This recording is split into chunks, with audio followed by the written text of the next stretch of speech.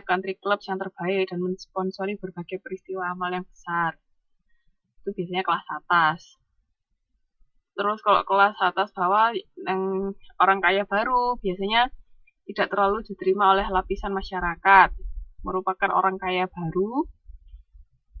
Terus eksekutif perusahaan yang sukses misalnya, pengguna kekayaan baru yang mencolok. Nah, jadi kan setiap kelas sosial ini ada gaya hidup, kecenderungan mereka seperti apa. Jadi bisa dilihat dari situ.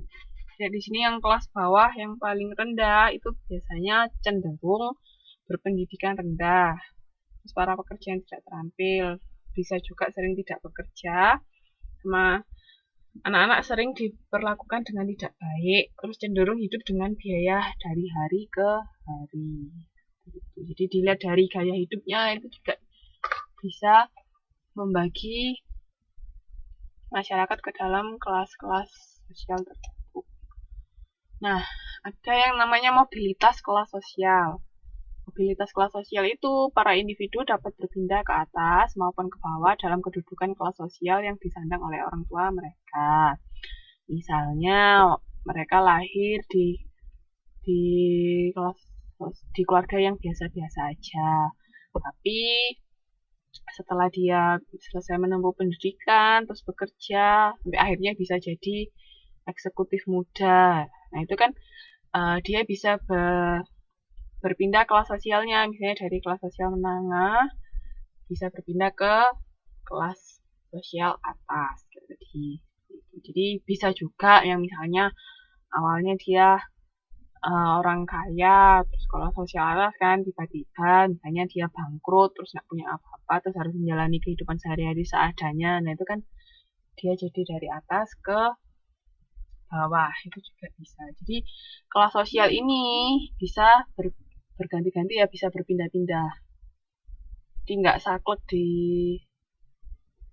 di satu kelas seumur hidup ya, enggak. Bisa berpindah. Oh, itu namanya mobilitas sosial, mobilitas kelas sosial.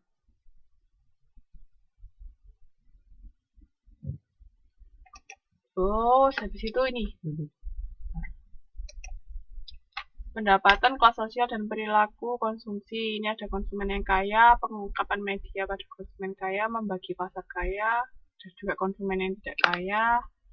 Ini ada yang tipenya kelas tekno. Kelas tekno ini di sini maksudnya tingkat melek huruf, keakraban dan kemampuan berkaitan dengan teknologi, terutama komputer dan internet. Itu bisa juga merupakan dasar baru untuk kelas sosial. Jadi misalnya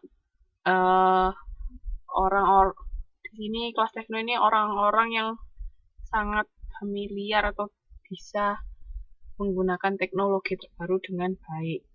Seperti itu. Terus penerapan kelas sosial yang ke perilaku konsumen yang dipilih. Jadi kan dari kelas sosial misalnya targetnya siapa, kita bisa tahu. Terus gimana cara mempromosikannya, gimana penentuan harganya, kan juga bisa tahu lah. Kalau kita misalnya target kita menengah ke bawah tapi harganya sangat mahal kan ya percuma, nggak ada yang bakalan mau beli toh.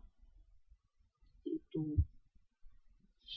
Sini bisa pakaian mode dan berbelanja, ada pencarian waktu senggang, terus simpanan, pengeluaran dan kredit, sama kelas sosial dan komunikasi.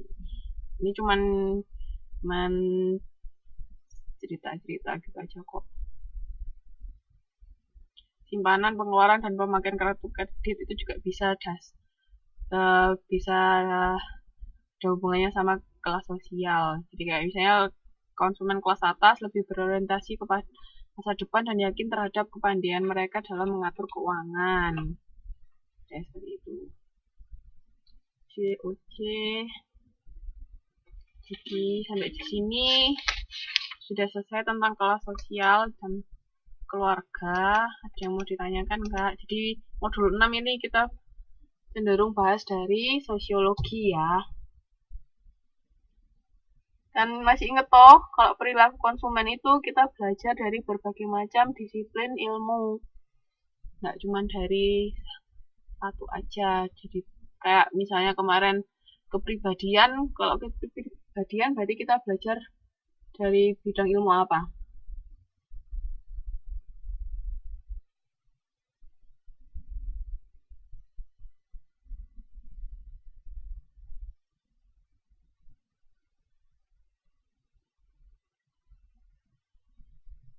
Ya, kalau kepribadian, motivasi, persepsi itu kan lebih cenderung dari psikologi.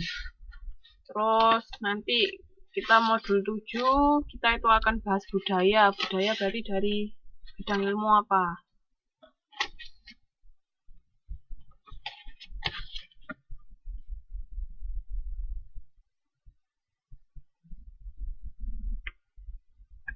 Bukan, budaya bukan sosiologi.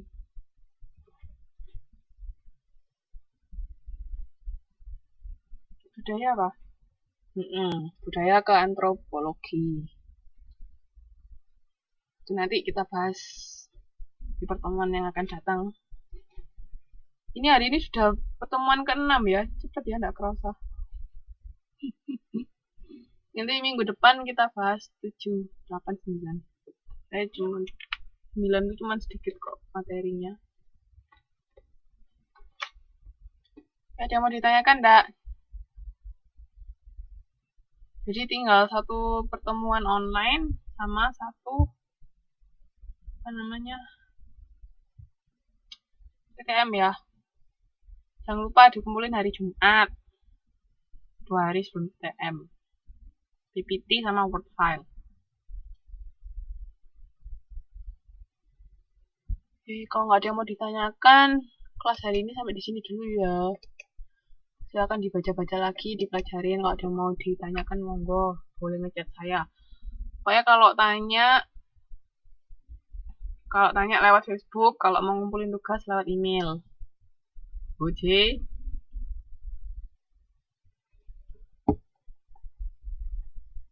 Sudah, saya akhiri sampai di sini. Terima kasih semuanya. Tolong dipelajari lagi, dikerjakan tugasnya. Kita ketemu minggu depan. Selamat malam, selamat tidur. Assalamualaikum warahmatullahi wabarakatuh.